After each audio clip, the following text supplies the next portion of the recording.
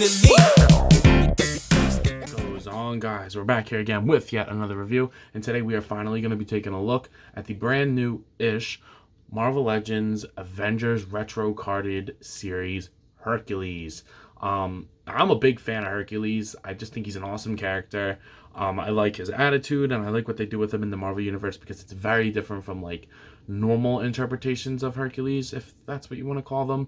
So I really like Marvel's take on him. I love his design, and I like his relationship with Thor, especially. I think it's awesome. So getting a new classic Hercules in the collection is something that I've wanted for a little bit now.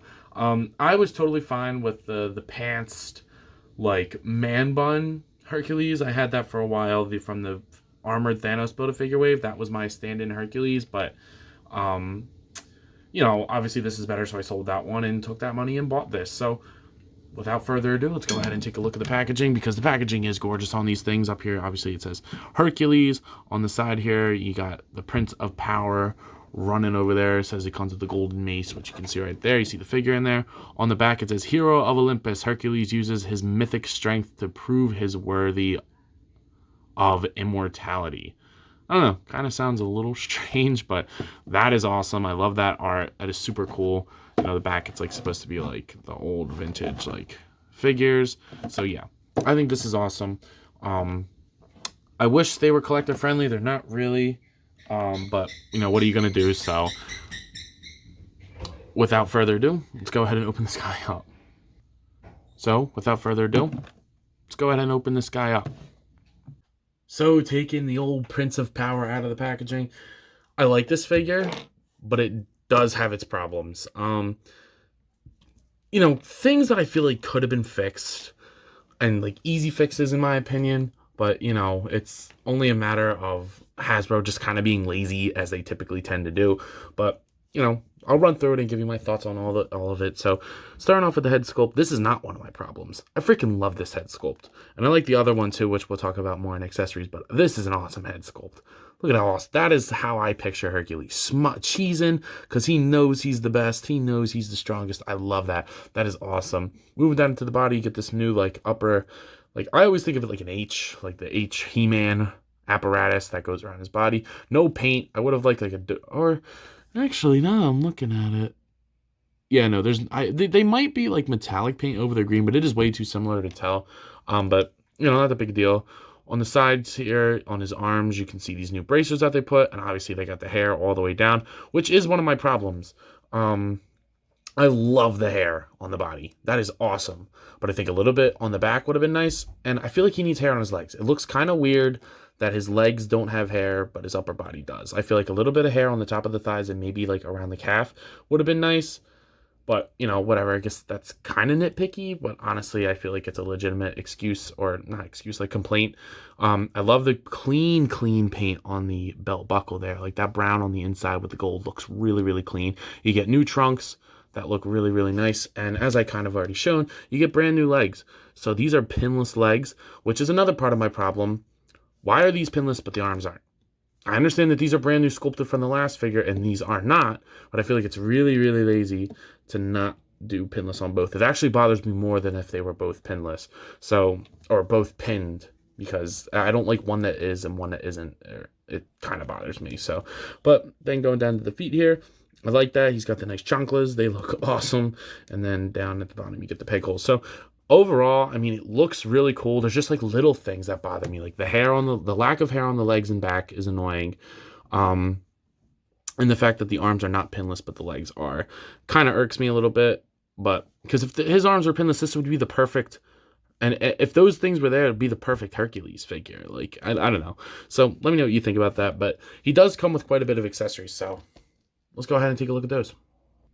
So taking a look at the accessories here, as he should, he comes with fist hands, which I'm a big fan of. I love when figures come with fist hands, especially characters like Hercules. You know, he needs to be duking it up. He does come with an alternate head, like an angrier head. So this is the comparison between the two. I like the happier head better. I think that's more Hercules, but I mean, they both look great. The angry head looks awesome too. So if you want him in a more serious pose with the Avengers, I think that looks sick. And he does, of course, come with his gold mace, which he did not come with the last one. The last one came with a sword and a weirder weapon. It's similar to a mace, but not the actual mace. So I'm very, very happy to have this. I think he should become with like an axe too or something like that, but this is awesome to have. I like it's the gold marbly plastic, but that doesn't bother me. I know it bothers a lot of people. It does not bother me. It matches his head and his bracers, so I like that. There's actually three colors on this thing. You get the brown, the gold, the green, and the gold again. So I like that a lot. So having him like this is pretty awesome and something that I wish, happened with the first release. But now that it's here, I guess this is better than nothing. As for articulation for old Herc here, the head's going to look up that far. The head's going to look down that far. You do get 360 rotation. The shoulders move up, down.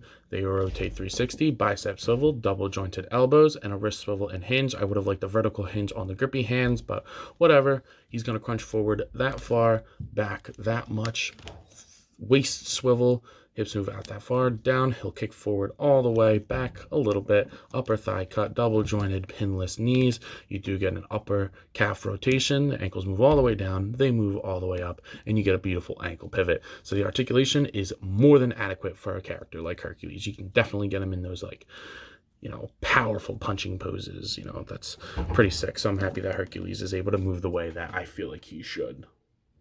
Here he is next to his biggest rival, / biggest best friend. I love these two together, and this is the only comparison I'm really going to make because it's the only one that I personally care about and can actually do here.